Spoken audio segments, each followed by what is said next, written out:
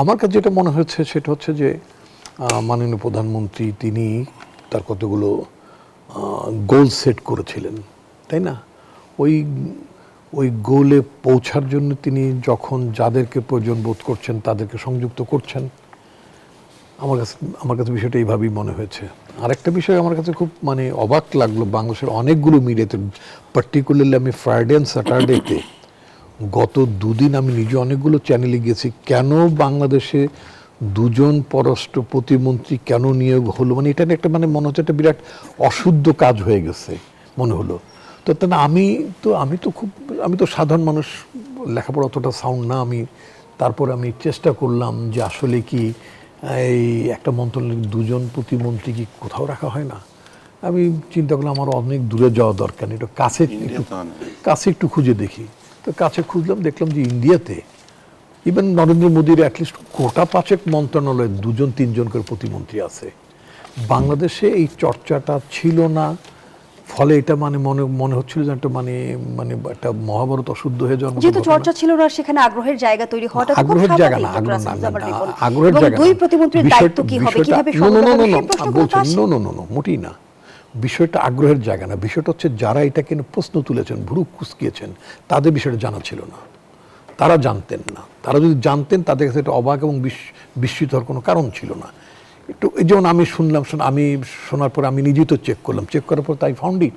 তো সুতরাং এটা তো আছে। আমিও মনে করি যে এই যে মন্ত্রিসভার বদল কেন হয়, সেটা প্রথমত হচ্ছে যে মানে পাবলিক অ্যাডমিনিস্ট্রেশনের মূল বিষয়টা হচ্ছে যে দক্ষ লোককে যথাযথ জায়গায় রিপ্লেস করা, সন্নিবেশিত করা। হ্যাঁ, এবং তার কার দ্বারা কোন কাজটা হবে। 6 মাসে একটা পরীক্ষা হলো, সেই পরীক্ষাতে উনি যার মন্ত্রিসভা তিনি পরিবর্তন করতে পারেন, আমার একে এখানে দরকার, একে ওইখানে হলে বেটার হয়। তো সেই দৃষ্টিকোণ থেকে করেছে। মানে প্রশাসনিক স্তরে যে পারফরমেন্স বেসড যে পরিবর্তনগুলো হয় এবং যে সংস্কৃতি, এটাতে সুবিধা হচ্ছে যে এটাই যে মন্ত্রিসভার সদস্যদের মধ্যে জবাবদিহিতা তৈরি হয় এবং সক্ষমতা প্রমাণের একটা প্রতিযোগিতা থাকে। এটা এটা এই জিনিসটা আমার মনে হয় যে মন্ত্রিসভা যে কোনো পরিবর্তনের জন্য খুব জরুরি।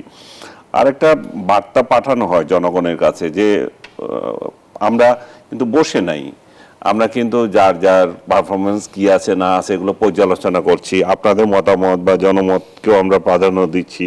এখানে দুর্বলতা, এটাতে আরেকটা হচ্ছে যে আমাদের দুর্বলতাগুলো কোথায় আমরা সেটা শনাক্ত করতে পেরেছি এবং সেটাকে চিহ্নিত করে আমরা সংশোধনের ব্যবস্থা নিচ্ছি। আমার মনে হয় মন্ত্রিসভার পরিবর্তন এটা একটা চলমান প্রক্রিয়া। ইতিমধ্যেই ডক্টর আসাদুজ্জামান রিপন ভাই বিষয়টি ব্যাখ্যা করেছেন। তবে আমি যে বিষয়টি আলোচিত হয়নি সেটি নিয়ে আমি বলতে চাই। আপনি পররাষ্ট্র মন্ত্রণালয়ের মতো একটা মিনিস্ট্রি যদি দেখেন, এখানে কিন্তু কাজের পরিধি আগের চেয়ে অনেক বেড়েছে এবং ডিউ টু গ্লোবালাইজেশন এবং আন্তর্জাতিক রাজনীতি, আন্তর্জাতিক সম্পর্কের কথা যদি এখন দেখেন, যে কোনো দেশের রাজনীতিতে আন্তর্জাতিকভাবে এই যে আন্তর্জাতিক সম্পর্ক এবং কোন ধারায়, আগে যেমন ছিল আমাদের অনেকটাই ফরেন পলিসি ছিল একমেরু কেন্দ্রিক ছিল, এখন কিন্তু মাল্টি ডাইমেনশন হচ্ছে, সেক্ষেত্রে কাজের পরিধি বেড়েছে। সেজন্যই কিন্তু আপনি দেখেছেন যে পররাষ্ট্র মন্ত্রণালয়ের 2জন প্রতিমন্ত্রী আছে। পাশাপাশি আপনি যদি দেখেন নতুনভাবে যে স্থানীয় সরকার, পল্লী উন্নয়ন এবং সমবায় মন্ত্রী ডক্টর আব্দুল মঈন খানকে দেওয়া হয়েছে, এটা কিন্তু একটা শূন্য পদ ছিল। স্বাভাবিকভাবেই এই মন্ত্রণালয়ের দায়িত্ব যিনি ছিলেন বিএনপির মহাসচিব মির্জা ফখরুল ইসলাম আলমগীর, উনি যেহেতু প্রেসিডেন্ট হয়েছেন, এই একটা বড় মন্ত্রণালয় যেটা আসলে একটা দেশের রাজনীতিতে খুবই সিগনিফিক্যান্ট, সেখানে একজন বিজ্ঞ মেধাবী রাজনীতিবিদকেই কিন্তু সেখানে দেওয়া হয়েছে, যিনি আগেও মন্ত্রী ছিলেন। বাংলাদেশ সরকারের 6 মাস পূর্তির মাথায় এসে দেখা মিলল বহুল আলোচিত প্রথম মন্ত্রিসভা রদবদলের। রাষ্ট্রপতির পদে পরিবর্তন, নতুন মন্ত্রী প্রতিমন্ত্রীর শপথ, দপ্তর বদল কিংবা প্রধানমন্ত্রীর উপদেষ্টা মহলের রদবদল, সব মিলিয়ে রাজনৈতিক পরিমণ্ডলে এখন চলছে নানা বিশ্লেষণ।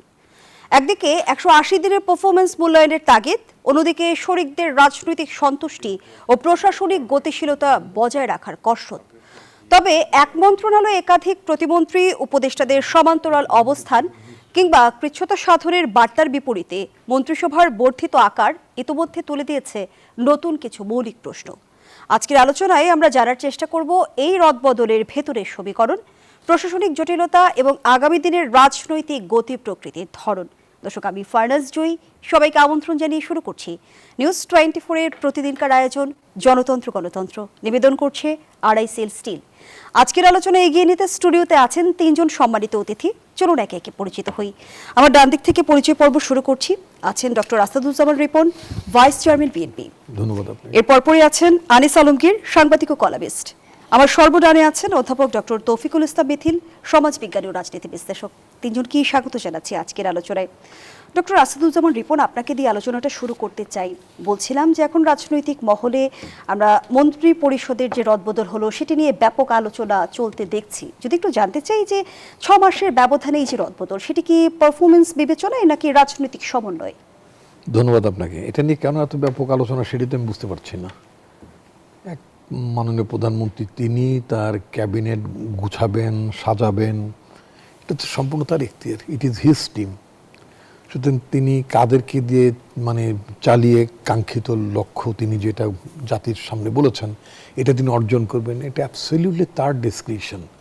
সুতরাং এটা নিয়ে আমরা যে কেন অনেক আলোচনা করছি, পারফরমেন্স অথবা প্রয়োজন অথবা সমন্বয়, আরও কী বললেন, আমার কাছে যেটা মনে হয়েছে সেটা হচ্ছে যে মাননীয় প্রধানমন্ত্রী তিনি তার কতগুলো গোল সেট করেছিলেন, তাই না? ওই গোলে পৌঁছার জন্য তিনি যখন যাদেরকে প্রয়োজন বোধ করছেন তাদেরকে সংযুক্ত করছেন,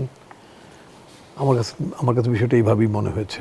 আরেকটা বিষয় আমার কাছে খুব অবাক লাগলো, বাংলাদেশের অনেকগুলো মিডিয়াতে, পার্টিকুলারলি আমি ফ্রাইডে অ্যান্ড স্যাটারডেতে গত 2 দিন আমি নিজে অনেকগুলো চ্যানেলে গেছি, কেন বাংলাদেশে 2 জন পররাষ্ট্র প্রতিমন্ত্রী কেন নিয়োগ হলো, এটা একটা মনে হচ্ছে একটা বিরাট অশুদ্ধ কাজ হয়ে গেছে মনে হলো।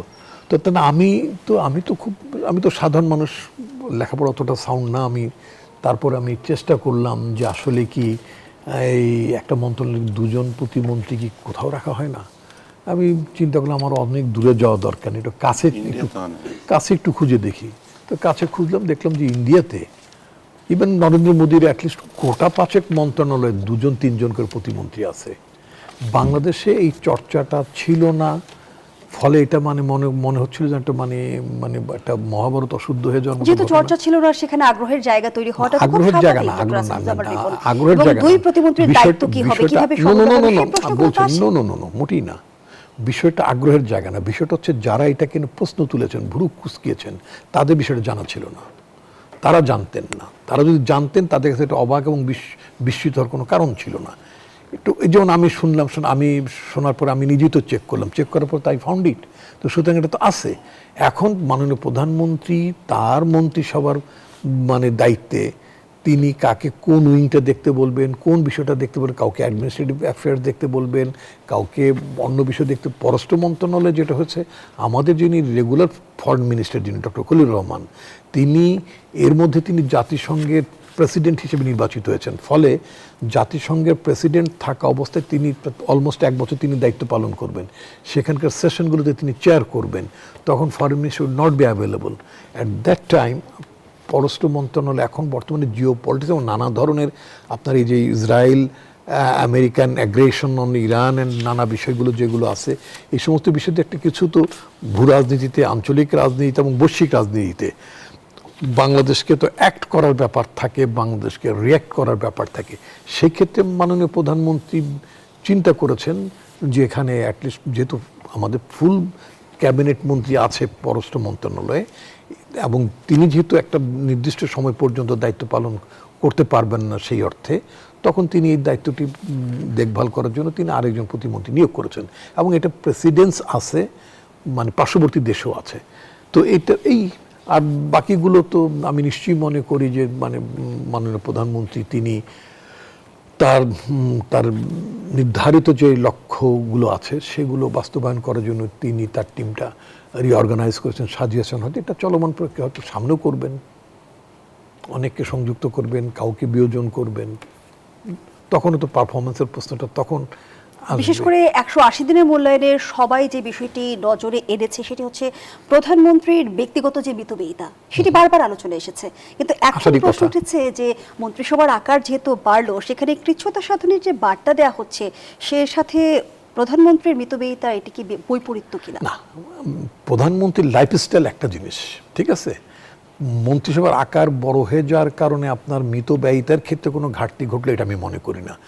আপনাকে দেখতে হবে যে তিনি যাদেরকে নিয়োগ দান করেছেন তারা ডেলিভারি করতে পারছেন কিনা। মনে রাখতে হবে তারেক রহমানের গভর্নমেন্ট যে পার্সপেক্টিভে, যে সময়টিতে তিনি দায়িত্ব পালন করেছেন, এখানে কিন্তু অনেকগুলো ফ্যাক্টর কাজ করে। যেমন আমরা একটা বিপর্যস্ত অর্থনীতি পেয়েছি, আমরা একটা বিপর্যস্ত প্রশাসন মানে পেয়েছি।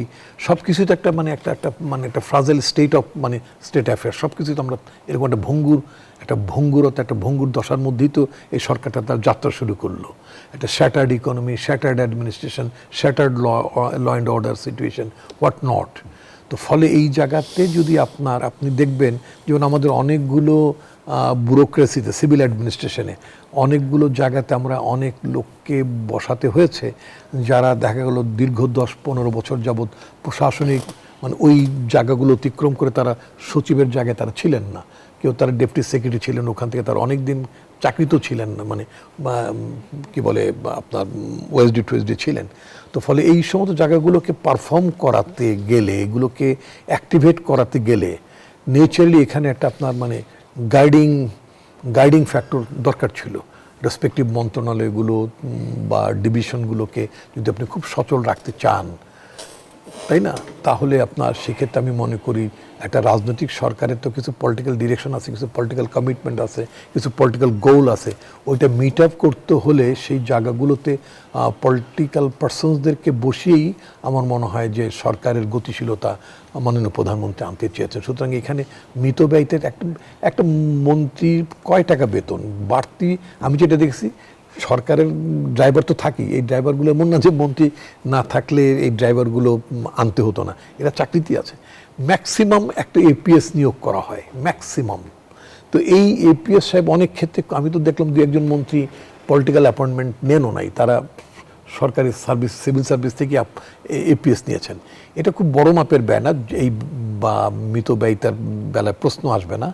যদি আপনি দেখেন যারা নিয়োগপ্রাপ্ত হয়েছেন তারা তাদের টার্মস অফ রেফারেন্স অনুযায়ী তারা যদি কাজগুলো করতে পারেন, জনগণের কাছে তো অনুভূত হয় যে আমাদের একটা মিনিস্টার আছে, আমাদের এখানে এটা ঠিকমতো পরিচালিত হচ্ছে, এটা সুফল আমি পাচ্ছি, তাহলে কিন্তু এই মিতব্যয়িতার মন্ত্রিসভার সংযোজন বিয়োজন ক্ষেত্রে কি প্রধানমন্ত্রীর একক সিদ্ধান্তে সেটি হয়ে থাকে? তাই তো হওয়া উচিত, বিকজ এটা তো প্রাইম মিনিস্টার গভর্নমেন্ট সিস্টেম, প্রধানমন্ত্রী শাসিত সরকার, সংসদীয় গণতান্ত্রিক ব্যবস্থা, তো প্রধানমন্ত্রীর সিদ্ধান্তই হওয়া উচিত, অন্য কারো সিদ্ধান্ত। ইয়েস, প্রধানমন্ত্রী যদি মনে করেন তিনি তার পার্টি কলিগসদের সাথে বা ক্যাবিনেট কলিগদের সাথে তিনি কনসালটেশন করবেন, মতামত জানতে চাইতে পারেন, সেটা তো absolute, it is his liberty. কিন্তু সিদ্ধান্ত তো তিনি নেন, তার নামেই তো সিদ্ধান্ত হবে। তিনি কাকে মন্ত্রিসভায় নেবেন এটা তো অ্যাবসলিউট তার চয়েস, তাই না? কিন্তু যাদের দপ্তর বদলে গেল কিংবা যে মন্ত্রী আমরা দেখলাম যে উপদেষ্টা হলো, সেটা কি আসলে কাজের মূল্যায়নের ভিত্তিতে হয়েছে? তারা কি ব্যর্থ হয়েছে? I don't think so. কাজের মূল্যায়নের ব্যাপার না। মাননীয় যিনি রাজনৈতিক উপদেষ্টা হলেন মন্ত্রিত্ব থেকে, তিনি বেসিক্যালি তিনি একজন ছাত্রনেতা ছিলেন এবং আপনার 80-র দশকে তিনি ডাকসাইটের ছাত্রনেতা ছিলেন। আমার একেবারেই বাল্য বন্ধু, ছোটবেলার বন্ধু, আমরা একসাথে কলেজেও পড়েছি, তাই না? তো আমি মনে করি তার বিগার রেসপন্সিবিলিটিস, তথ্য মন্ত্রণালয় তো একটা সার্টেন ডোমেন, আমি ছোট বা বড় বলছি না, তার একটা নির্দিষ্ট ডোমেন। এখন তাকে যে রেসপন্সিবিলিটি দেওয়া হলো, পলিটিক্যাল অ্যাডভাইজার, তাকে যে দায়িত্বটা দেওয়া হলো, এখানে কিন্তু সংসদের ভেতরে এবং সংসদের বাইরে অনেক পলিটিক্যাল অ্যাক্টর থাকবেন, পলিটিক্যাল পার্টিস থাকবেন যারা সংসদের বাইরে আছেন, নির্বাচিত হননি বা নির্বাচন করেননি, তারাও তো রাজনীতি করেন, তারাও তো অ্যাক্টরস। তো সুতরাং সবাইকে নিয়ে কাজ করা, সবার সাথে সমন্বয় করা, সরকারের সাথে আন্ডারস্ট্যান্ডিং, আমি সমঝোতার কথাটা বলছি না, একটা বেটার আন্ডারস্ট্যান্ডিং যাতে আপনার ডেভেলপ করে এবং যাতে এটা খুব বিটারনেসের দিকে না যায়, তাই না? একটা ভেন্টিলেশন গভর্নমেন্ট, আমরা যে রুমটার মধ্যে আছি এখানে কি একটা ভেন্টিলেশন, এই কাইন্ড অফ আমাদের যে কার্বন ডাইঅক্সাইড তো কোনো না কোনোভাবে পাস হচ্ছে, তো গভর্নমেন্ট যখন আপনি চালাবেন, গভর্নমেন্ট চালাতে গেলে গভর্নমেন্টের মধ্যেও একটা ভেন্টিলেশন প্রসেস থাকবে। এই ভেন্টিলেশন প্রসেসটা অনেক ক্ষেত্রে আমরা স্বাধীনতার পরেও দেখেছি যে প্রাইম মিনিস্টার হ্যাডে, মানে at that time Sheikh Mujibur রহমানের আমলে প্রধানমন্ত্রী রাজনৈতিক সচিব ছিলেন জনাব তোফায়েল আহমেদ সাহেব, মরহুম তোফায়েল আহমেদ। এরপরে আমরা বিভিন্ন সময় দেখছি কখনো রাজনৈতিক সচিব, কখনো রাজনৈতিক উপদেষ্টা। এই জায়গাটা অত্যন্ত ভাইটাল। যদি খুব এফেক্টিভ রোল প্লে কেউ করেন বা সরকার প্রধান যদি করাতে চান বা করার প্রয়োজন দেখা দেয়, তাহলে এটা অত্যন্ত ভাইটাল জায়গা। অসংখ্য ধন্যবাদ জানাচ্ছি। আমি মনে করি ডক্টর যে যিনি আসাদুজ্জামান উপদেষ্টা রিপন, হয়েছেন ধন্যবাদ এটা জানাচ্ছি। তার জন্য বিগার রেসপন্স। জনাব আনিস আলমগীর, যেমনটি ডক্টর আসাদুজ্জামান রিপন বলছিল যে এই মন্ত্রিসভার রদবদল একটা স্বাভাবিক পুনর্বিন্যাস, আপনি কিভাবে দেখছেন? আমিও মনে করি যে এই যে মন্ত্রিসভার বদল কেন হয়, সেটা প্রথমত হচ্ছে যে মানে পাবলিক অ্যাডমিনিস্ট্রেশনের মূল বিষয়টা হচ্ছে যে দক্ষ লোককে যথাযথ জায়গায় রিপ্লেস করা, সন্নিবেশিত করা। হ্যাঁ, এবং তার কার দ্বারা কোন কাজটা হবে। 6 মাসে একটা পরীক্ষা হলো, সেই পরীক্ষাতে উনি যার মন্ত্রিসভা তিনি পরিবর্তন করতে পারেন। আমার একে এখানে দরকার, একে ওইখানে হলে বেটার হয়। রাইট। তো সেই দৃষ্টিকোণ থেকে করেছে। মানে প্রশাসনিক স্তরে যে পারফরমেন্স বেসড যে পরিবর্তনগুলো হয় এবং যে সংস্কৃতি, এটাতে সুবিধা হচ্ছে যে এটাই যে মন্ত্রিসভার সদস্যদের মধ্যে জবাবদিহিতা তৈরি হয় এবং সক্ষমতা প্রমাণের একটা প্রতিযোগিতা থাকে। এটা এটা এই জিনিসটা আমার মনে হয় যে মন্ত্রিসভা যে কোনো পরিবর্তনের জন্য খুব জরুরি। আর একটা বার্তা পাঠানো হয় জনগণের কাছে যে আমরা কিন্তু বসে নাই, আমরা কিন্তু যার যার পারফরমেন্স কি আছে না আছে এগুলো পর্যালোচনা করছি, আপনাদের মতামত বা জনমতকেও আমরা প্রাধান্য দিচ্ছি। এখানে দুর্বলতা, এটা তো আরেকটা হচ্ছে যে আমাদের দুর্বলতাগুলো কোথায় আমরা সেটা শনাক্ত করতে পেরেছি এবং সেটাকে চিহ্নিত করে আমরা সংশোধনের ব্যবস্থা নিচ্ছি। আর বর্তমান ক্ষেত্রে আরও একটা বিষয় আছে, সেটা হচ্ছে যেহেতু এটা জোট সরকার, সেই জোট সরকারের একজন আনুপাতিক হারটাও এখানে কথা আসে যে আমরা একসঙ্গে আন্দোলন করেছি, তো আন্দোলনের সঙ্গীদেরকে আমরা কতটুকু এখানে গুরুত্ব দিচ্ছি। সেই জায়গায় বিশেষ করে তথ্য মন্ত্রণালয়ে যে পরিবর্তনটা এসেছে, পার্থ সাহেবকে যে এখানে দেওয়া হয়েছে, তো সেটাও একটা বার্তা যে আমরা আমাদের সহযোদ্ধা যারা ছিল দীর্ঘ আন্দোলনে তাদেরকে আমরা মূল্যায়ন করছি। মোট কথা হচ্ছে একটা রাজনৈতিক নিয়ন্ত্রণ সুদৃঢ় করা হয় এবং প্রশাসনিক দক্ষতা সেটাও বৃদ্ধি করা হয়।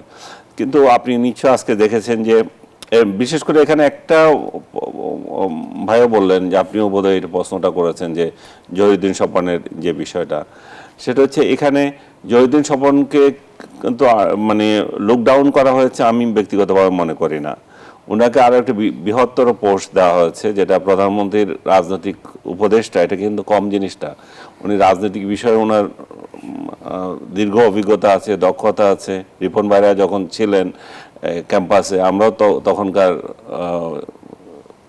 ছাত্র, আমরা তাদের অনুসারী ছিলাম, দেখেছি তাদেরকে, স্বপন ভাইকেও দেখেছি। উনি যথেষ্ট প্রজ্ঞাবান একজন রাজনীতিবিদ। আমার মনে হচ্ছে প্রধানমন্ত্রী যদি চান তার এই প্রজ্ঞাটা কাজে লাগাতে পারবেন। এটা একটা বেস্ট অপশন শুরু হলো। অন্যদিক দিয়ে পার্থ যে তারুণ্য, তেজস্বী, যে তার যে একটা রূপ আছে এবং ইয়াং জেনারেশনের কাছে যে তার একটা আইকন একটা, সেটাকেও, এবং বলার ক্ষেত্রে দক্ষ, অনেকগুলো ইংরেজি বাংলা মিলিয়ে অনেকে, উনি হচ্ছেন তো রাষ্ট্রের স্পোর্টস পারসন মূলত এখন, সেই জায়গাটা তথ্যমন্ত্রী যেটা থাকে। তো সেই জায়গাটাতে আমার মনে হয় যে এই পরিবর্তনটাও কাজে দেবে সরকারের জন্য। সেটা কি শরিকদেরও এক ধরনের রাজনৈতিক বার্তা দেয়া সরকারের? শরিকদেরকে কোনো বার্তা দেওয়ার তো এখানে প্রয়োজন নাই। এখানে জনগণকে বার্তা দেবে। জনগণকে বার্তা দিচ্ছে যে জনগণ কি চাচ্ছে, জনগণের ভাবনা অনুযায়ী। এখন জনগণের ভাবনা আপনি তুলতে পারেন। জনগণ বিদ্যুৎ এবং জ্বালানি ক্ষেত্রে জনগণ এখন খুব পেরেশানিতে আছে। গ্যাসের দাম বেড়েছে, বিদ্যুতের দাম বেড়েছে কিনা জানি না, বিল বেড়েছে, তারপর তেলের দাম বেড়েছে। তো এতগুলো বাড়ানোর ক্ষেত্রে মানুষ এই জায়গায় কোনো স্বস্তিতে নাই। আজকে বিরোধী দল আমি দেখলাম অভিযোগ করলো যে স্বরাষ্ট্র মন্ত্রণালয় খুব ব্যর্থ, মন্ত্রণালয় থেকে যথাযথ পারফরমেন্স ভালো হয় নাই। তারা আশা করেছিল যে সেখানে পরিবর্তন হবে। আমার মনে হয় যে তাদের এই আশা করাটা, আইন শৃঙ্খলা যতটা অবনতি হয়েছে সেটার থেকেও সালাউদ্দিন সাহেবের প্রতি তাদের ব্যক্তিগত ক্ষোভ বেশি। কারণ সংসদে সালাউদ্দিন সাহেবকে মোকাবেলা করার মতো ওদের কারোই শক্তি নেই, একজনও পারে না। কারণ উনি যেমন আইন বিষয়ে দক্ষ, তেমনি উনি প্রশাসনিক বিষয়ে দক্ষ, এবং সংসদে মূলত উনি এখন বিরোধী দল মানে সংসদ উপনেতা হিসাবে অ্যাক্ট করছেন যেভাবে যান। তো বিরোধী দলের যে দাবিগুলো আজকে আমি যেটা দেখলাম সন্ধ্যায় তারা প্রেস ব্রিফিং করে বলেছে, সেগুলোকে আমরা একেবারে ফেলে দিতে চাই না, কারণ তারা তো বিরোধী দল, তারাও জনগণের প্রতিনিধি হিসাবে এখানে এমন ইস্যুসগুলো তুলবে। তো ইস্যুসগুলো যাতে ভালো হয় আমরা সেটাই কামনা করি। এবং আইনশৃঙ্খলা পরিস্থিতি নিয়ে তারা যেটা বলেছে সেটা যে একেবারে অমূলক বলেছে তা না, আইনশৃঙ্খলা পরিস্থিতি কিন্তু বেটার হয়নি। কখন থেকে বেটার হয়নি? ডক্টর ইউনূস যে অপশাসন কায়েম করে গিয়েছিল, যে মব সংস্কৃতি কায়েম করে দিয়ে গেছিল, সে মানুষের মগজের মধ্যে এখনো সেই মব সংস্কৃতি রয়ে গেছে। আমরা দেখলাম 32 নম্বরের যেটা 15ই আগস্টের দিন যেটা হলো, সেটা টোটালটা একটা মব সংস্কৃতি ছিল, এবং যারা মব করেছে তাদেরকে বাদ দিয়ে যাদের উপর মব করা হয়েছে তাদেরকে গ্রেপ্তার করা হয়েছে। তার মানে আইনশৃঙ্খলা পরিস্থিতি এখানে বিরোধী দলও স্বীকার করছে যে যথাযথ হয়নি, এবং বিরোধী দলের কাছ থেকে মব সংস্কৃতিটা বেশি বিস্তৃত হয়েছে, বিশেষ করে এনসিপির কাছ থেকে। তারা যদি প্রকাশ্যে বলে যে এনসিপি এবং জামায়াত যে মব সংস্কৃতি বন্ধ করতে হবে, তাহলে কিন্তু দেখবেন যে সংস্কৃতি অনেকটা চেঞ্জ হয়ে গেছে। কারণ এই মব সংস্কৃতির মাধ্যমেই চাঁদাবাজিটা হচ্ছে, মব সংস্কৃতির মাধ্যমে পুলিশ প্রশাসন ভালো করে অ্যাক্ট করতে পারছে না, তাদের মধ্যে একটা ভীতির সঞ্চার হচ্ছে যে কোনো কিছু হলেই এখানে প্রেশার তৈরি হয় আমাদের উপর। মব সংস্কৃতি এমন এক অবস্থা তৈরি করেছে। তো এগুলো যদি আসলে সরকার এবং বিরোধী দল দুই দলের যে আন্তরিকভাবে হয় যে না আমরা আইনশৃঙ্খলা পরিস্থিতি পরিবর্তন করব, তাহলে কিন্তু এটা বেটার হয়। আরেকটা বিষয় বিরোধী দল অভিযোগ করেছে লোডশেডিংয়ের ব্যাপারটা, এটাও অস্বীকার করা যায় না। শেখ হাসিনার আমলে যে লোডশেডিং ছিল তার থেকে 18 গুণ লোডশেডিং বেড়েছে বর্তমান সময়ে, এবং ডক্টর ইউনূসের আমলে লোডশেডিং যে খুব বেড়েছে তা না, লোডশেডিং তখনও ছিল কিন্তু এই মাত্রায় বাড়েনি। তার কারণ হচ্ছিল কি, কারণ শেখ হাসিনার আমলে বিদ্যুৎ নিয়ে কিন্তু মানুষের অভিযোগ ছিল না। বিদ্যুৎ বিল নিয়ে থাকতে পারে যে দিন দিন বিদ্যুৎ বেড়ে যাচ্ছে, বিল বেড়ে যাচ্ছে, কিন্তু কোনো অভিযোগ ছিল না যে বিদ্যুৎ নিয়ে, কারণ তারা যথাযথভাবে বিদ্যুৎ দিয়েছে। যে টাকা বেশি দিলেও মানুষ খুশি ছিল যে অন্তত আমি বিদ্যুৎটা পাচ্ছি, আমার প্রয়োজনীয় ইন্ডাস্ট্রি চলতেছে। কিন্তু সেই জায়গায় কি দেখা গেল, ইউনূস আমলে পুরো সময়টাই এই বিদ্যুৎ খাত নিয়ে কোনো মাথা ব্যথা ছিল না, কোনো উন্নয়ন করে নাই, কিছুই করে নাই, এবং তার ধাক্কা এখন বর্তমান সরকার পোহাতে হচ্ছে। আবার বর্তমান সরকার কীরকম একটা প্রীতি দেখাচ্ছে ইউনূসের প্রতি, সেই জায়গায় তারা বলেও না যে এই যে গত 1.5 বছর ধরে এই খাতে কোনো উন্নয়ন হয় নাই এবং এই ধারাবাহিকতা রক্ষা হয় নাই। শেখ হাসিনা যে জায়গায় রেখে গিয়েছিল তার থেকে এটা ডিটোরেট করেছে, সেটা কিন্তু স্বীকার করে না। ধন্যবাদ জানাচ্ছি অধ্যাপক ডক্টর তৌফিকুল ইসলাম মিথিল। এবারের মন্ত্রিসভার রদবদলের সবচেয়ে বড় প্রশ্ন উঠেছে মন্ত্রিসভার কাঠামো নিয়ে। বিশেষ করে বলা হচ্ছে কয়েকটি মন্ত্রণালয়ে একই সঙ্গে মন্ত্রী, প্রতিমন্ত্রী এবং উপদেষ্টার পদ রয়েছে, আবার তুলনামূলক ছোট কয়েকটি মন্ত্রণালয়ে রাখা হয়েছে পূর্ণমন্ত্রী ও প্রতিমন্ত্রী। আবার কোনো মন্ত্রণালয়ে দেখা যাচ্ছে মন্ত্রীরা একাই সামলাচ্ছেন। এর যৌক্তিকতা নিয়ে যে প্রশ্নগুলো উঠেছে সেটাকে কিভাবে দেখছেন? আমার মনে হয় মন্ত্রিসভার পরিবর্তন এটা একটা চলমান প্রক্রিয়া। ইতিমধ্যেই ডক্টর আসাদুজ্জামান রিপন ভাই বিষয়টি ব্যাখ্যা করেছেন। তবে আমি যে বিষয়টি আলোচিত হয়নি সেটি নিয়ে আমি বলতে চাই। আপনি পররাষ্ট্র মন্ত্রণালয়ের মতো একটা মিনিস্ট্রি যদি দেখেন, এখানে কিন্তু কাজের পরিধি আগের চেয়ে অনেক বেড়েছে, এবং ডিউ টু গ্লোবালাইজেশন এবং আন্তর্জাতিক রাজনীতি, আন্তর্জাতিক সম্পর্কের কথা যদি এখন দেখেন, যে কোনো দেশের রাজনীতিতে আন্তর্জাতিকভাবে এই যে আন্তর্জাতিক সম্পর্ক এবং কোন ধারায় আগে যেমন ছিল আমাদের অনেকটাই ফরেন পলিসি ছিল একমেরু কেন্দ্রিক ছিল, এখন কিন্তু মাল্টি ডাইমেনশন হচ্ছে, সেক্ষেত্রে কাজের পরিধি বেড়েছে। সেজন্যই কিন্তু আপনি দেখেছেন যে পররাষ্ট্র মন্ত্রণালয়ের 2জন প্রতিমন্ত্রী আছে। পাশাপাশি আপনি যদি দেখেন নতুনভাবে যে স্থানীয় সরকার, পল্লী উন্নয়ন এবং সমবায় মন্ত্রী ডক্টর আব্দুল মঈন খানকে দেওয়া হয়েছে, এটা কিন্তু একটা শূন্য পদ ছিল। স্বাভাবিকভাবেই এই মন্ত্রণালয়ের দায়িত্ব যিনি ছিলেন বিএনপির মহাসচিব মির্জা ফখরুল ইসলাম আলমগীর, উনি যেহেতু প্রেসিডেন্ট হয়েছেন, এই একটা বড় মন্ত্রণালয় যেটা আসলে একটা দেশের রাজনীতিতে খুবই সিগনিফিক্যান্ট, সেখানে একজন বিজ্ঞ মেধাবী রাজনীতিবিদকেই কিন্তু সেখানে দেওয়া হয়েছে, যিনি আগেও মন্ত্রী ছিলেন।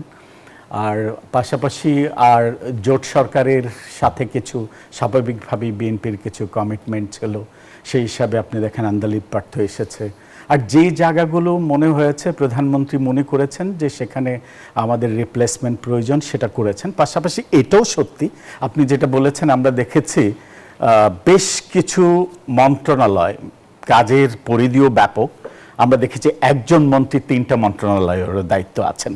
তো সেক্ষেত্রে আমি বলবো যে বিএনপি এত বড় একটা দল, এখানে কিন্তু আপনি দেখেন ডক্টর আসাদুজ্জামান রিপন, শামসুজ্জামান দুদু, হাবিবুন নবী সুহেল সহ বহু মেধাবী নেতা কিন্তু রয়ে গেছেন।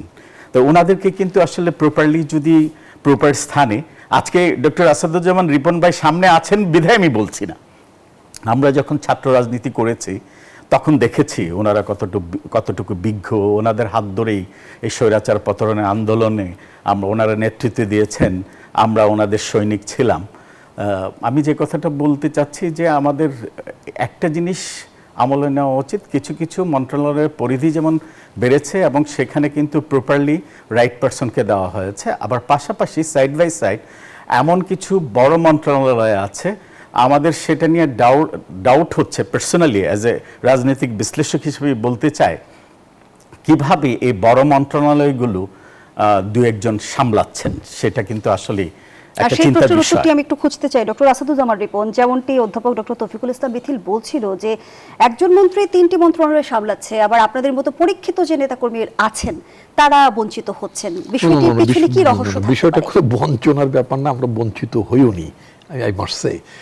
নাম্বার ওয়ান হচ্ছে যে আমি যেহেতু মানে প্রফেসর তৌফিকুল ইসলাম মিথিল উনি আমার সামনে কথাগুলো বলেছেন, যে আমি একটু বিব্রত, আমি কোয়াইট এম্বারাসড, আই মাস্ট সে।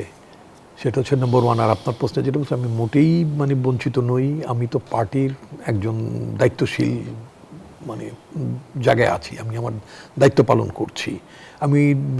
আপনি যে অনেকগুলো কথা বলছেন, আমার এই কথাগুলো উত্তর তো আমার অনেক মন্ত্রী দিতে পারছেন না এখানে এসে, তো সুতরাং আমার এই কথাগুলো তো আমি তো দলের পক্ষেই কথাগুলো বলছি, সুতরাং এটাও এক ধরনের দায়িত্ব পালন করা।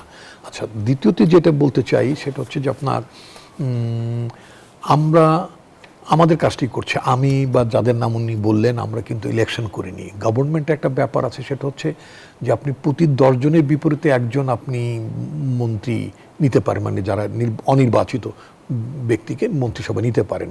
তো মিনওয়াইল কিন্তু এই যে মানে অনির্বাচিত মন্ত্রীদের, যাদের অনির্বাচিত ব্যক্তিদের মধ্যে যাদের মন্ত্রিসভায় আনা হয়েছে, সেটা সেগমেন্টটা টোটালি এটা মানে পূর্ণ বলা যেতে পারে। সুতরাং ইন দ্যাট কেস আমাদের নেয়ার রাইট নাও কোনো সুযোগ নেই, মানে আমি যদি এভাবে বলি। তো হোয়াট এভার, মানে আমি তো বেসিক্যালি আমি দলের লোক, তো আমি আমার দলের জন্যই কাজ করছি। প্রাইম মিনিস্টার যেভাবে বা পার্টি চেয়ারম্যান যেভাবে চিন্তা করেন তার দলের সহকর্মীদের বেলায়, সেটি হবে। তো ওই বিষয়ে আমি বলতে চাচ্ছি, মানে আমার মনে I think it is clear.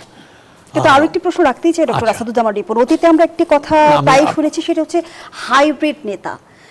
দেখা যায় দলের সাথে সেভাবে সম্পৃক্ত থাকে না, হঠাৎ করে পদবি রাতারাতি পেয়ে যাচ্ছে। সেই জায়গা থেকে বর্তমান মন্ত্রী পরিষদ কতটা বেরিয়ে আসতে পেরেছে? আমি প্রশ্নটি রাখছি, বিরতি নিয়ে আপনার কাছে উত্তরটি নিতে আসবো। দর্শক, জনতন্ত্র গণতন্ত্রের রিপোর্ট যে একটা বিরতি নিচ্ছে, সাথেই থাকুন। ফিরে এলাম, দেখছেন নিউজ 24 এর নিয়মিত আয়োজন জনতন্ত্র গণতন্ত্র। নিবেদন করছে আড়াইসিল স্টিল। আমরা আবারও ফিরছি আলোচনায়। ডক্টর আসাদুজ্জামান রিপন, যে প্রশ্নটি রেখে বিরতিতে গিয়েছিলাম, বিগত সময়ে আমরা যে রাতারাতি নেতা বনে যাওয়ার বিষয়টি দেখেছি, এই যে রাজনীতিতে যাদের বলা হয় হাইব্রিড নেতা, এবারের মন্ত্রী পরিষদ সেই সংস্কৃতি থেকে কতটা বেরিয়ে আসতে পেরেছে? আমার কাছে তো এরকম মনে হয় না যে হাইব্রিড নেতা অনেকেই মানে এখানে এসেছে, আমার কাছে এরকম মনে হয়নি। আমার কাছে যেটা মনে হচ্ছে, যারা মোটামুটি পোড় খাওয়া দীর্ঘদিনে যাদের দলের মধ্যে ইনভলভমেন্ট ছিল, যারা কন্ট্রিবিউট করেছেন, ত্যাগ স্বীকার করেছেন, তারাই তো। এমনকি আমাদের দেশে আমরা যাকে প্রেসিডেন্ট নির্বাচিত করলাম, আপনি দেখেন মানে তার ত্যাগ, তার কমিটমেন্ট, ত্যাগের চেয়ে আমি ত্যাগ তো অনেকেই করি, but commitment is very important. তো he was highly committed to the party, তাই না? তো আমরা এগুলো মাননীয় প্রধানমন্ত্রী নিঃসন্দেহে বিবেচনা নেন, স্যাক্রিফাইস নেন, কন্ট্রিবিউশন নেন, অ্যাবিলিটিকে বিবেচনা করেন, প্রুডেন্সকে বিবেচনা করেন, অ্যাট দ্য সেম টাইম কমিটমেন্টকে বিবেচনা করেন, কমিটমেন্ট পার্টির প্রতি, সরকারের প্রতি, দেশের প্রতি, এগুলো, এবং সবচেয়ে বড় কমিটমেন্ট টু দ্য পিপল, জনগণের প্রতি। নানান বিবেচনাই থাকে, এটা সত্য। এবং আবার এটাও অসত্য না যে মানে পোস্ট 5 অগাস্টে কিছু কিছু জায়গায়, যেটা আমি জানি, আমি তো বেসিক্যালি রাজনীতির বাইরে, তো আমি সংবাদপত্রের লোক, আমি তো সংবাদপত্রের সম্পাদকও, তো সেখানে যেটা আমরা রিপোর্ট পেয়েছি কিছু কিছু জায়গায়, সেটা হচ্ছে যে আমাদের স্থানীয় পর্যায়ে কোনো কোনো নেতা দেখা গেল যে মানে তারা, ওই যে আপনি যে অভিযোগটা করলেন, এরকম অনেক হয়তো মানে রাতারাতি নেতা বনে যান। প্রেফারেন্স দিয়েছেন। রাতারাতি আসলে নেতা বনা যায় না। আমি তারেক রহমান সাহেবের একটা তার সাথে আমার একটা পার্সোনাল কনভারসেশনের কথা আমি যদি বলি, উনি একসময় আমাকে বলেছিলেন যে পদ অনেককে দেওয়া যায়, বড় পদও দিয়ে দেওয়া যায়। একজন পার্টির যিনি নেতা, মানে পার্টির যিনি হায়ারার্কিতে যারা থাকেন, তারা একজনকে পদ দিয়ে দিল, পদ দিলেই কিন্তু নেতা হওয়া যায় না। পদ অনেককে আপনি দিতে পারবেন, কিন্তু নেতা বানিয়ে দিতে পারবেন না। নেতাটা হয়ে উঠতে হয়, নেতা বানানো যায় না, ভেরি ডিফিকাল্ট। নেতা হতে হয় থ্রু এ প্রসেস, নেতা হতে হয় through N acceptance. Without having N acceptance from your party, মানে র্যাঙ্ক অ্যান্ড ফাইল, আপনি মানে পদবি হোল্ড করতে পারবেন, কিন্তু নেতা হিসেবে আপনি অসংখ্য পরিগণিত হবেন ধন্যবাদ না। জানাচ্ছি ডক্টর আসাদুজ্জামান রিপন। জনাব আনিস আলমগীর, মন্ত্রী পরিষদের আকার বাড়লো, কার্যকারিতা বাড়বে কি, কতটা আশাবাদী হতে পারছেন? আকার তো অনেক বড়, 55 মেম্বার্স তো অনেক, আর তারপর আবার 10 জনের মতো 12 জনের মতো 55 না 52। 52। আমাকে আজকে আমি ইয়েতে দেখলাম, বিডি নিউজের একটা ইয়েতে না, না, দেখলাম, আমি 55 আমি গণে গণে দেখছেন না? দেখেছি। তারপর আবার 10 থেকে 12 জন উপদেষ্টা। তা আকার কিন্তু কম না, এর থেকে তো বেশি হওয়া তো আরো একেবারে আমি মনে করি যে মানে অবিবেচক হবে আর কি, এত বেশি সংখ্যা যদি আরো বাড়ে। তো যেটুকু আছে সেটুকু তো কাজ করার জন্য যথেষ্ট মনে হয় আমার ইয়েতে। যেমন কি এই যে পরিবর্তনটা আসলো, সেখানে আপনি দেখেন ধর্ম মন্ত্রণালয়, সেখানে একটা ছোট মন্ত্রণালয়, সেখানেও আরো একজনকে নিতে হলো। কি এমন জরুরি হয়ে গেছে আমি জানি না। তারপরে পররাষ্ট্র মন্ত্রণালয়ের কথা স্মরণ করছে অনেকে যে এটাতে বেশি হয়ে গেছে না। আমি মনে করি যে তাদের ডাইভার্সিফিকেশন আছে। আজকে তো 2 জনকে দায়িত্ব বন্টন করে দিল। শামাওয়াতকে মানে ফরেনের ইয়েতে এমন অবস্থায় রেখেছে যে আপনার দ্বিপাক্ষিক এবং বহুপাক্ষিক পররাষ্ট্র মন্ত্রণালয়ের মূল বিষয়গুলো থেকে বাদ দেওয়া হয়েছে বলা যায়। তাকে অন্য কিছু মানে সংগঠন, আদার্স এই জাতীয় দায়িত্ব দেওয়া হয়েছে, সংস্কৃতি। তারপর আমার মনে হয় যে এখানে ওই যে রিপন ভাই বলেছিলেন যে যেহেতু পররাষ্ট্রমন্ত্রী স্বয়ং বাইরে যাচ্ছেন, রাইট, সেটা তো জরুরি আছে। 2 জন প্রতিমন্ত্রী থাকলেও মূলত তারা 2 জনই তো কাজ ছোট করবেন। মন্ত্রণালয়ে যেমনটি দেখা যাচ্ছে, মন্ত্রী রয়েছে, প্রতিমন্ত্রী রয়েছে, আবার উপদেষ্টাও রয়েছে। সরকার কি রাজনৈতিক পদ বাড়াতে চাচ্ছে? আমি জানি না, যেমন তথ্য মন্ত্রণালয়, এখানে 2 জন মন্ত্রী আছেন, আবার এখানে উপদেষ্টা একজন আছেন। এতগুলো কি জন্য আমি জানি না। আবার এরকম আমি যেটা বললাম আপনাকে, ধর্ম মন্ত্রণালয়, সেটারও কোনো প্রয়োজন মনে করি না। আমার মনে হচ্ছে পারফরমেন্স বেস তাদেরকে বরং আরো 6 মাস পর্যবেক্ষণ করে বা আরো আগে পর্যবেক্ষণ করে বাতিল করা যেতে পারে। এখানে দায়িত্ব বন্টন আবার যদি হয় সেটা আরো ভালো হয়। যারা ভালো করবে, যারা ভালো করছে, এগুলো পর্যবেক্ষণে রাখা উচিত। অধ্যাপক ডক্টর তৌফিকুল ইসলাম মিথিল, যে পর্যবেক্ষণের কথা আনিস আলমগীর বলছিল, সেই পর্যবেক্ষণের মানদণ্ড আসলে কি হওয়া উচিত? সেখানে কি আসলে দক্ষতা গুরুত্বপূর্ণ নাকি দলীয় আনুগত্য? আসলে পর্যবেক্ষণের তো কিছু ইন্ডিকেটরস আছে। এখন ডিপেন্ড করছে যে এই সরকারের যিনি নেতৃত্ব দিচ্ছেন, প্রধানমন্ত্রী জনাব Tarique Rahman, based on necessity কিন্তু উনি মন্ত্রিসভার ধরেন যেখানে প্রয়োজন বেশি, যেখানে কাজের পরিধি বেশি, সেটা দেখেই কিন্তু দিচ্ছেন। পাশাপাশি যে কথাটা আলোচনায় এসেছে উপদেষ্টার কথা, সম্মানিত সহ আলোচক বলেছেন 8 থেকে 10 জন উপদেষ্টা আছে।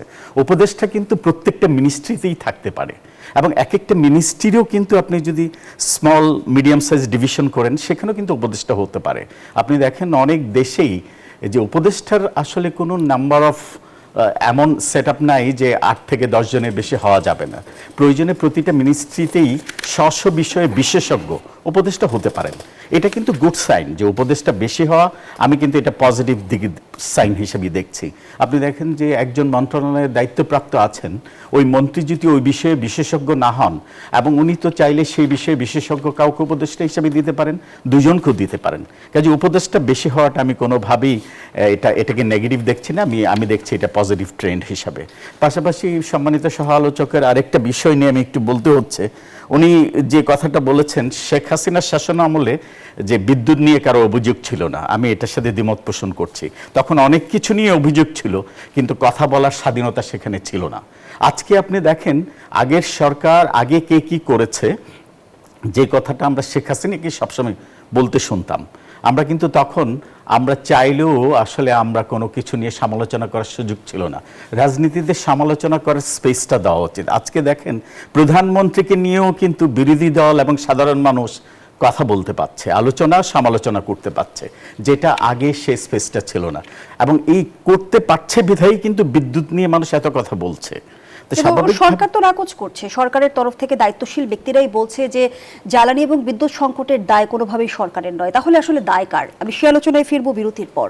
দর্শক, জনতন্ত্র গণতন্ত্রের এই পর্যায়ে আবারও বিরতি নিচ্ছি, সাথেই থাকুন।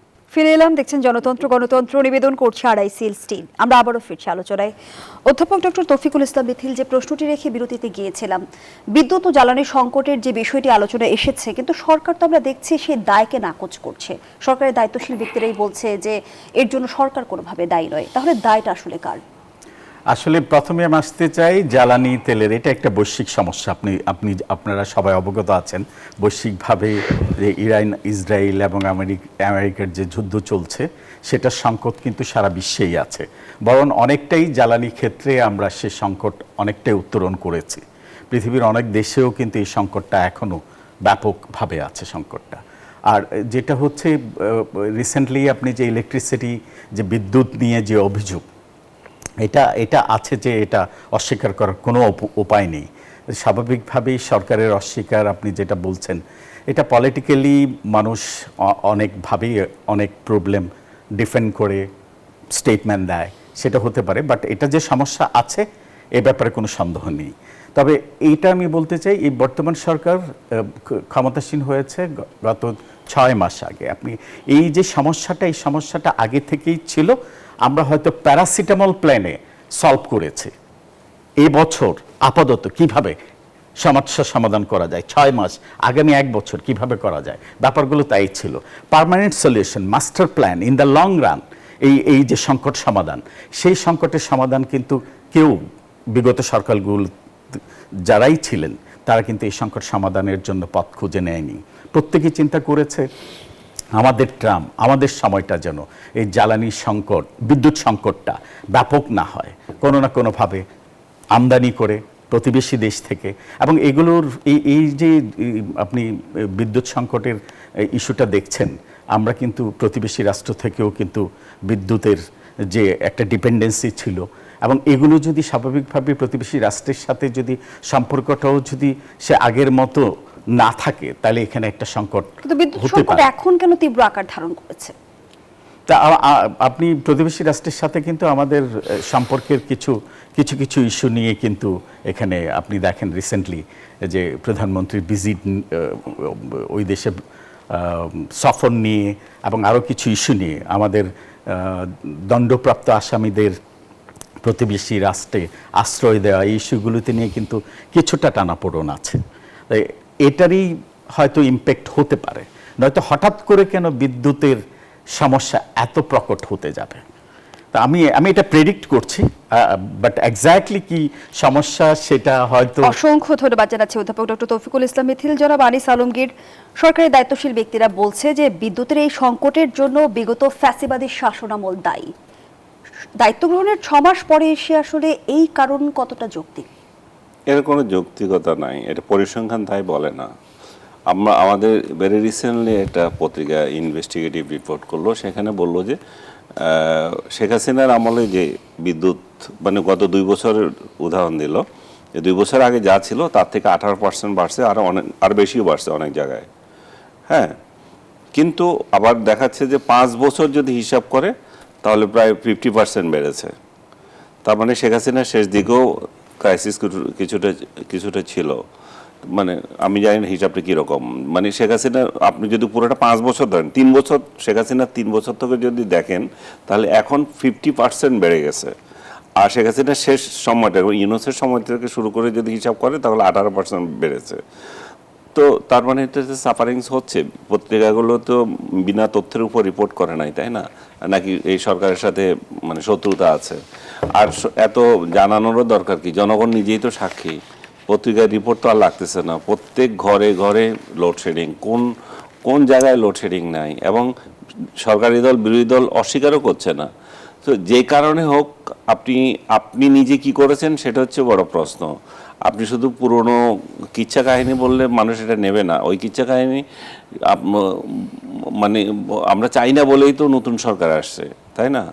তো নতুন সরকারের কাছে মানুষের প্রত্যাশা, মানুষ দ্রব্যমূল্যটা ঠিক মতো পায়, যে এবং জ্বালানি এই যে সংকট সেটা যাতে না হয়, এই দুইটা কিন্তু তাদেরকে ডাইরেক্ট ইয়ে করে।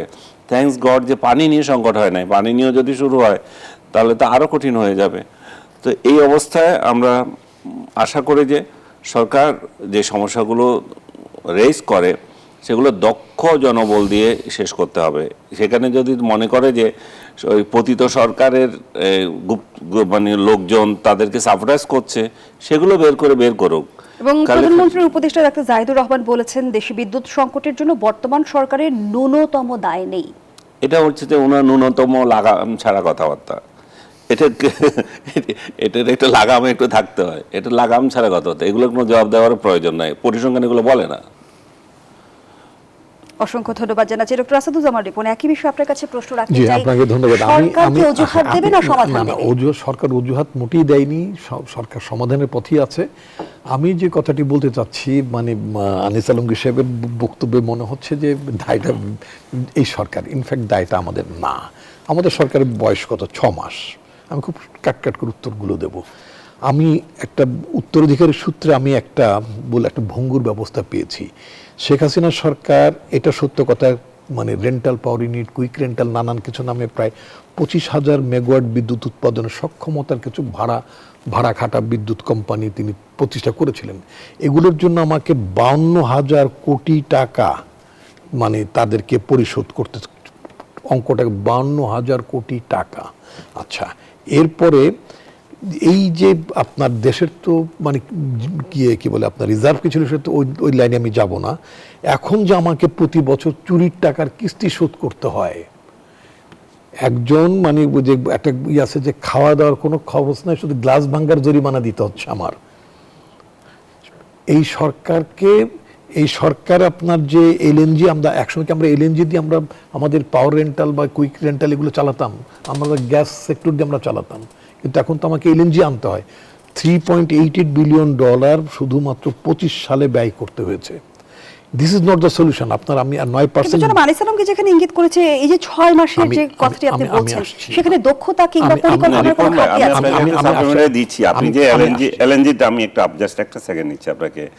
এলএনজি টার্মিনাল একটা যে গন্ডগোল হয়েছে, এটা তো দেখছেন না, এটা নিয়ে কথা বলছি। এটাই মূল ঘটনা তৈরি করেছে এবং সাফারিংস হচ্ছে। আপনি যে বলছেন যে অন্যরা শুধু বসিয়ে দিয়ে দিছে, এখানে কত দিচ্ছে সেইটা একটা সেকেন্ড দেন না আপনি আমাকে। পিটার হাসের যে প্রতিষ্ঠান, যে এনার্জি যেটা কাজ করতেছে, যে ভাসমান যে এলএনজি সেটার অচলাবস্থা থাকলেও চুক্তি অনুযায়ী তাকেও কিন্তু আমরা দিতে হচ্ছে $2,37,000 প্রতিদিন। হ্যাঁ, এটার দাম হচ্ছে 2,90,00,000 টাকা। শুধু স্টেশন চার্জ দিতে হচ্ছে বাংলাদেশকে। তার মানে হচ্ছে যে কি, আপনি যে আগের গুলাকে বলে যাচ্ছেন তা না, আপনিও তো দিয়ে যাচ্ছেন না। আগের গুলো বলার প্রশ্নটা এই জন্য আসছে, 17 বছরে আমরা কোথায় এসেছি? 17 বছর যারা দেশ চালিয়েছে তাদেরকে ব্লেম না করে আপনি 6 মাস একটা গভর্নমেন্ট আমি যেটা বলতে চাচ্ছি সেটা হচ্ছে যে আপনার এই যে আপনার বিদ্যুৎ উৎপাদন কেন্দ্রে আপনার তার প্রাইমারি ফুয়েল তো আপনাকে পাঠাতে হবে, যেটা আনিস আলমগীর নিঃসন্দেহে উনি উল্লেখ করেছেন। সেটা হচ্ছে যে আমার যে এলএনজি টার্মিনাল, এখানে একটা দুর্ঘটনা ঘটেছে। আমি তো এলএনজিটা তো আমি পাওয়ার প্রডিউসিং কোম্পানিকে পৌঁছাতে পারছি না। পৌঁছাতে না পারার কারণে এই প্ল্যান্টগুলো সক্রিয় থাকতে পারছে না। আমার তো এলএনজি সাফিসিয়েন্ট আছে, এটা অন দ্য ওয়েতে আছে, কিন্তু আমি প্ল্যান্টে পৌঁছাতে পারছি না বিকজ অফ দ্যাট অ্যাক্সিডেন্ট। কিন্তু ডক্টর আসাদুজ্জামান রিপন, আমার হাতে খুব একটা সময় নেই। গতবার আপনি জনতন্ত্র গণতন্ত্র আয়োজনে এসে বলেছিলেন যে 1 বছরের সমস্যা সমাধান সম্ভব। দায়িত্বশীল মন্ত্রণালয়ের সাথে আপনার কথা হয়েছে কিনা? এই জায়গাটা যদি আমি ইমপ্রুভ করতে পারি, অর্থাৎ এখন যেহেতু অ্যাক্সিডেন্ট হয়েছে, আমরা যদি পাওয়ার প্ল্যান্টের জায়গাগুলোতে যদি আমরা এই এলএনজি যদি পৌঁছে দিতে পারি, এখন তো দুর্ঘটনা ঘটে গেছে এবং এটা মোটামুটি সমাধানযোগ্য। আই হোপ যে 10-12 দিনের মধ্যে সিচুয়েশন ইমপ্রুভ করে যাবে, কিন্তু that is not the only solution. আপনি যে কথাটা আবার আমাকে মনে করিয়ে দিলেন, আমি ব্যক্তিগতভাবে মনে করি এই ব্যাপারে আমার যথেষ্ট সাফিসিয়েন্ট স্টাডি আছে, সরকারের লোকেরাও দেখছেন, আমি বিশ্বাস করছি। এখন সেটা হচ্ছে যে 1 বছরের মধ্যেই আমরা নিজের পায়ে দাঁড়িয়ে বাই এম্পাওয়ারিং দ্য পিপুল, জনগণকে আস্থা নিয়ে জনগণকে ক্ষমতায়ন করে আমরা বাংলাদেশে কমপক্ষে 4000 মেগাওয়াট বিদ্যুৎ অসংখ্য ধন্যবাদ জানাচ্ছি ডক্টর আসাদুজ্জামান রিপন। ছোট্ট করে আনিস আলমগীর আপনার কাছে একটু জানতেই চাইবো, 7 থেকে 8000 মেগাওয়াট যখন বিদ্যুৎ অর্থমন্ত্রী আমরা বলছে যে এই করতে পারবো। সংকটের সমস্যার সমাধান হচ্ছে না, 2 বছর লাগবে, তখন ডক্টর আসাদুজ্জামান রিপন বলছে যে 1 বছরের মধ্যেই সমাধান সম্ভব। কতটা আশাবাদী হতে পারেন? রিপন ভাইদের উচিত হেল্প করা, কারণ যেই সংকট যেটা তৈরি হয়েছে সেটা তো আমরা এরে ব্লেম দিতে লাভ নাই, আমরা সবাই এটা সাফারার হব। Right, তো সেই help-ই করতে চাচ্ছি। যদি আমরা যদি সেরকম পদ পাই যে আমরা 1 বছরে হতে চাই, মন্ত্রীরা তো অখুশি হবে না সেখানে, তাই না? ওনারা 2 বছর একটা সর্বোচ্চ টাইম দিয়ে দিয়েছে যে আমাদের একটা দীর্ঘমেয়াদী প্রক্রিয়া লাগবে, আমরা যদি স্বয়ংসম্পূর্ণ হতে চাই। আমাদের যে কূপগুলো আছে সেটা শেখ হাসিনার আমলে 8টার মতো খোলা ধন্যবাদ হয়েছিল, জানাচ্ছি জনাব আনিস এখন আরো আলমগীর। খোলা হোক। ডক্টর তৌফিকুল ইসলাম মিথিল, এক লাইনে যদি কিছু যুক্ত করেন। আসলে ব্লেম গেম স্টপ হওয়া উচিত। আমরা এগুলো সিন্স ইন্ডিপেন্ডেন্স অনেক করেছি, এগুলো না করে আগামীর বাংলাদেশ বিনির্মাণে আমরা কিভাবে তিনজনকে দেশের অসংখ্য প্রয়োজনে পাশে ধন্যবাদ দাঁড়াতে জানাচ্ছি। আমরা পারি আমাদের আয়োজনের একেবারে সেভাবে শেষ এগিয়ে যাওয়া পর্যায়ে উচিত। এখানেই শেষ করছি জনতন্ত্র গণতন্ত্রের আজকের আয়োজন। ধন্যবাদ এতক্ষণ আমাদের সাথে থাকার জন্য।